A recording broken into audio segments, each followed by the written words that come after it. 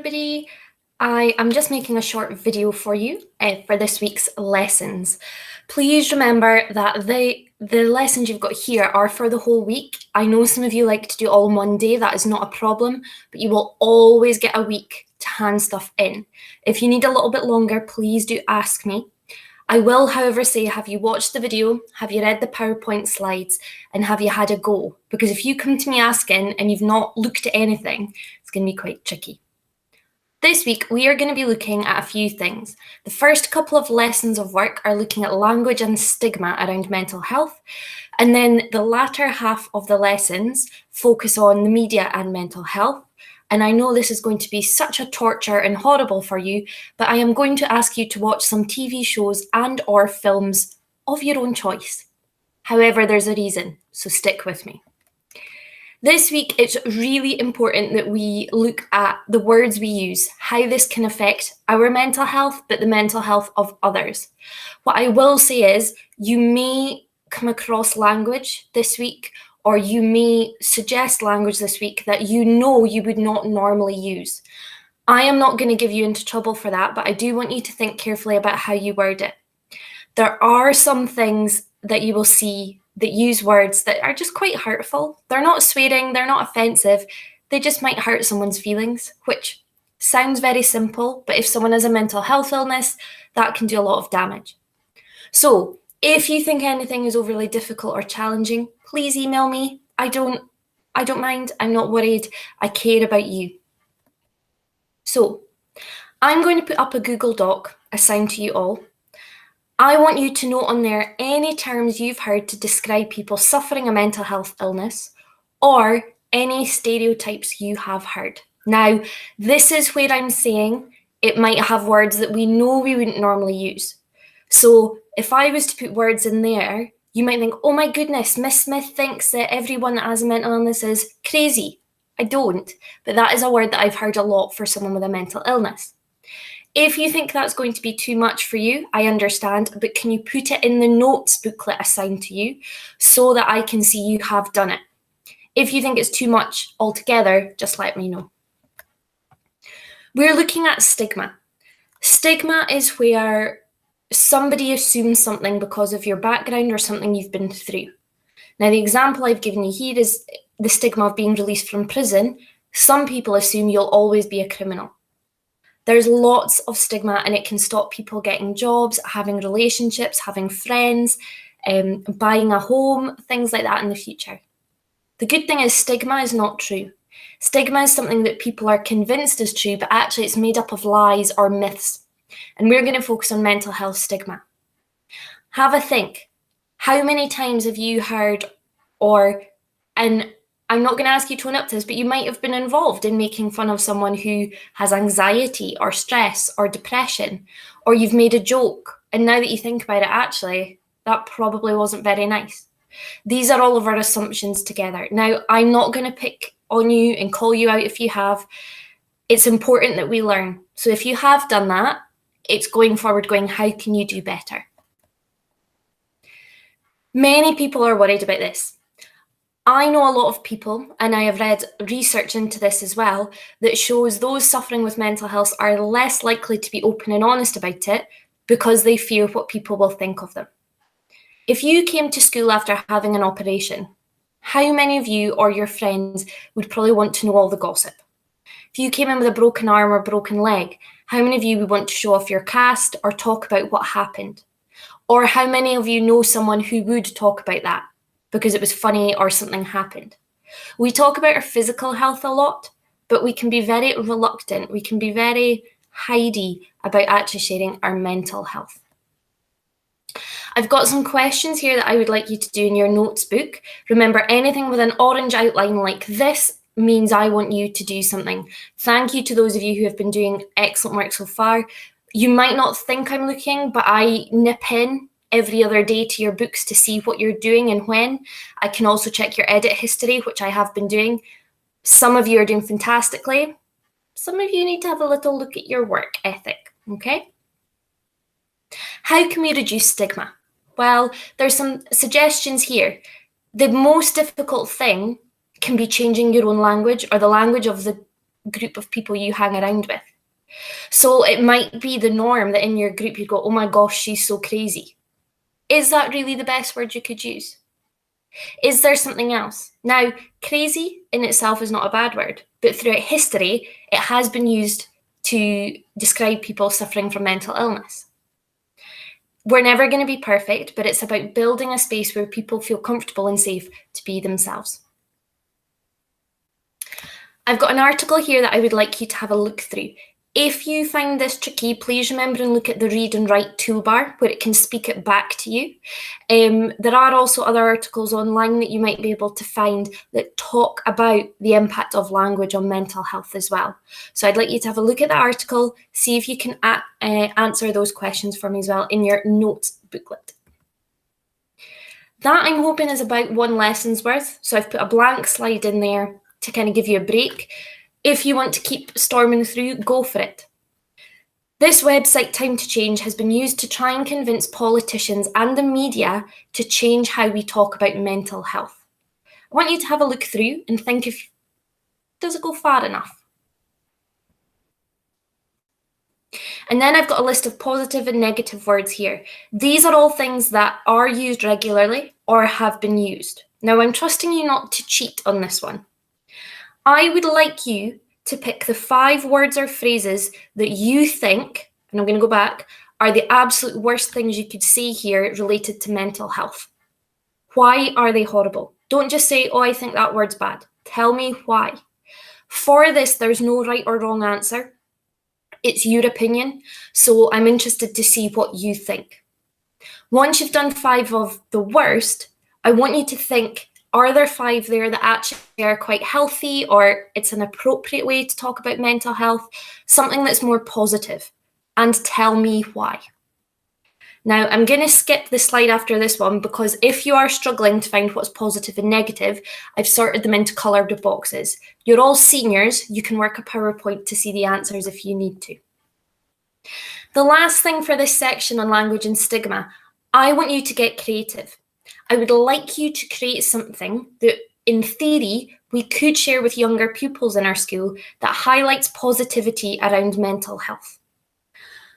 I am not going to ask you to stand up in assembly and do this with second years, okay? Breathe, it's fine.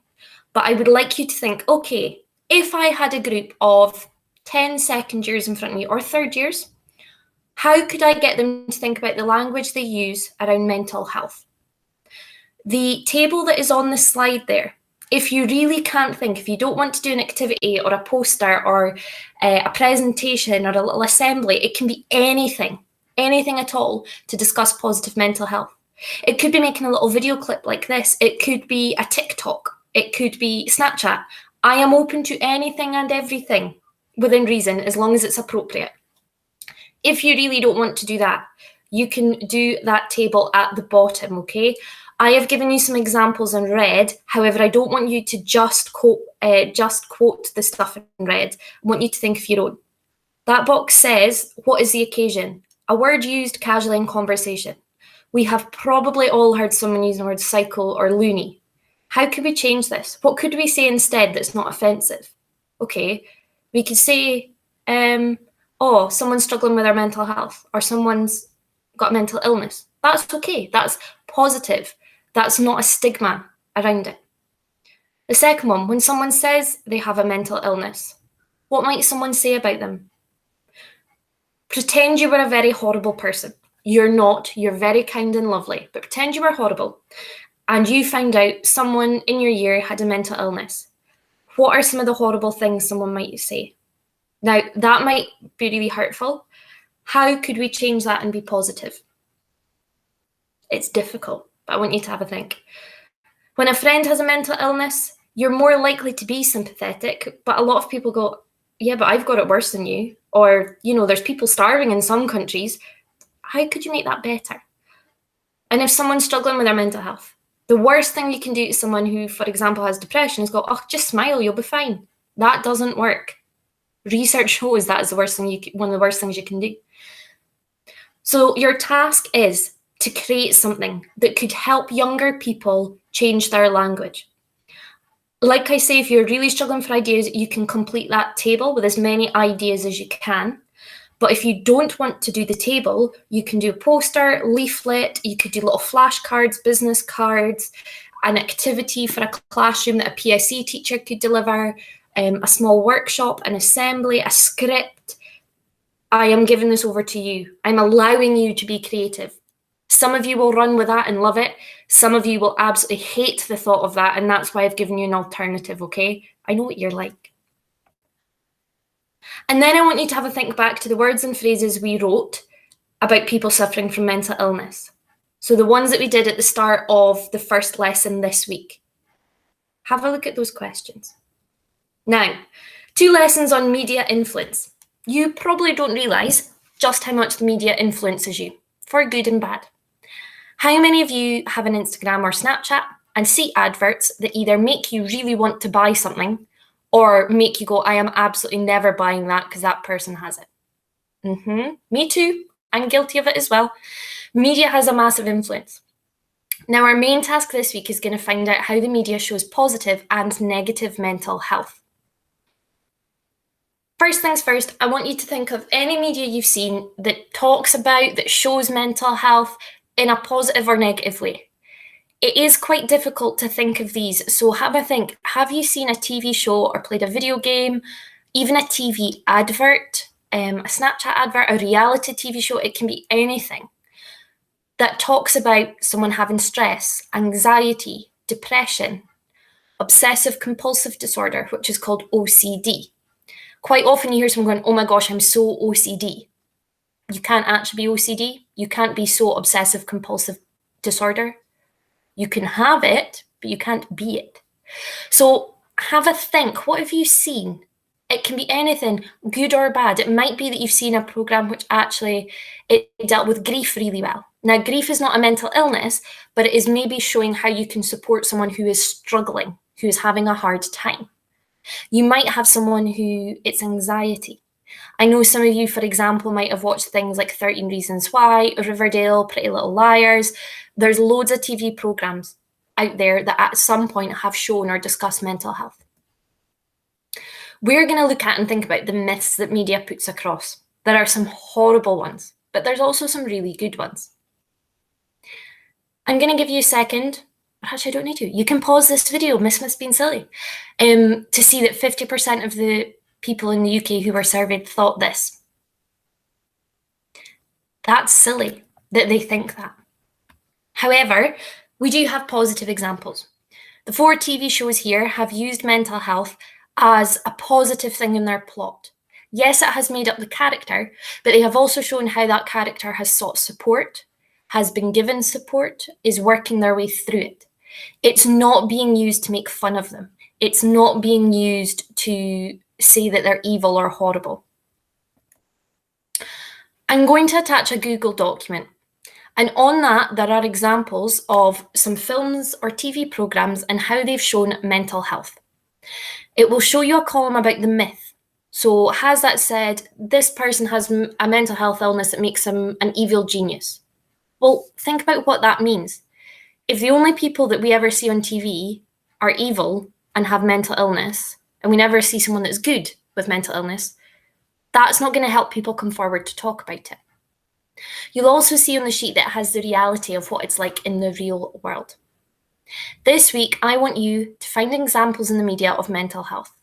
I would like at least 2 different ones. So they can both be films or both be TV programs, but they need to be 2 different. It can't be the same TV show.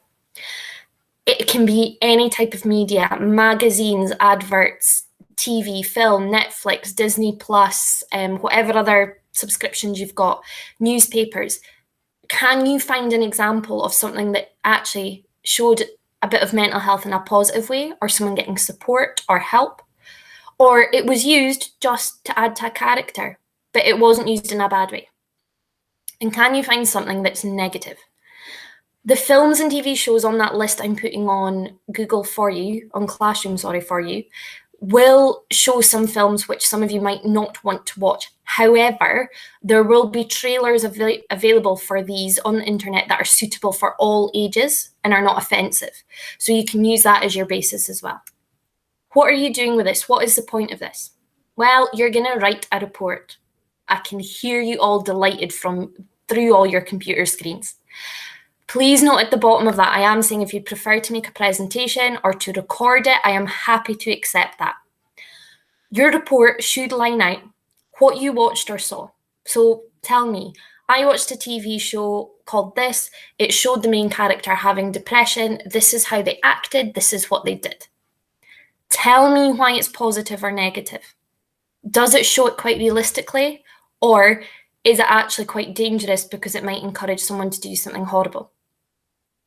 And the last thing I'm wanting you to think about is if someone was watching this with a mental health issue, what impact might it have? For example, if you're watching something that shows someone with OCD and they're being made fun of, if you were watching that at home and thought you had OCD, would you want to go to the doctor and get help?